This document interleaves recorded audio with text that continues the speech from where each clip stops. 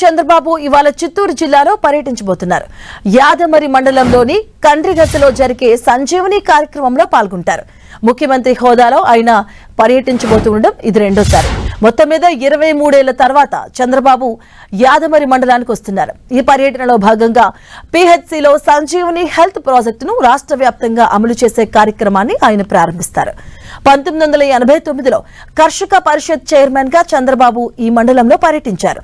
2003లో తీవ్ర కరువు నేపథ్యంలో యాదమరి మండలం జంగాలపల్లి పంచాయతీలో పశుపోషణ శిబిరాన్ని సీఎం హోదాలో చంద్రబాబు ప్రారంభించారు. ఇప్పుడు మళ్లీ ఇవాళ ఈ మండలానికి వస్తున్నారు. దీనికి సంబంధించి అధికారులు ఏర్పాట్లను పూర్తి చేశారు.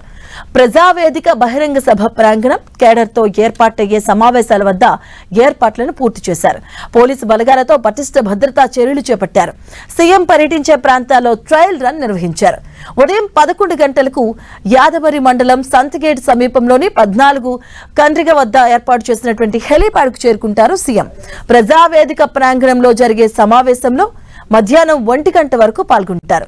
మధ్యాహ్నం 1:35 యాదమరి పిహెచ్సిలో సంజీవని హెల్త్ ప్రాజెక్టును ప్రారంభిస్తారు. కొంతసేపు వైద్యాధికారులు రోగులతో మాట్లాడతారు. తర్వాత సంతకేట సమీపంలోని తెలుగుదేశం పార్టీ ప్రతినిధుల సమావేశంలో పాల్గొంటారు. టీడీపీ బలోపేతం, భవిష్యత్ కర్తవ్యాలపై క్యాడర్కు దిశానిర్దేశం చేయనున్నారు. అనంతరం సాయంత్రం 4 గంటలకు సీఎం చంద్రబాబు హెలికాప్టర్లో ఉండవల్లికి పయనమవుతారు. మొత్తం 5 గంటల పాటు సీఎం పర్యటన ఉండబోతుంది.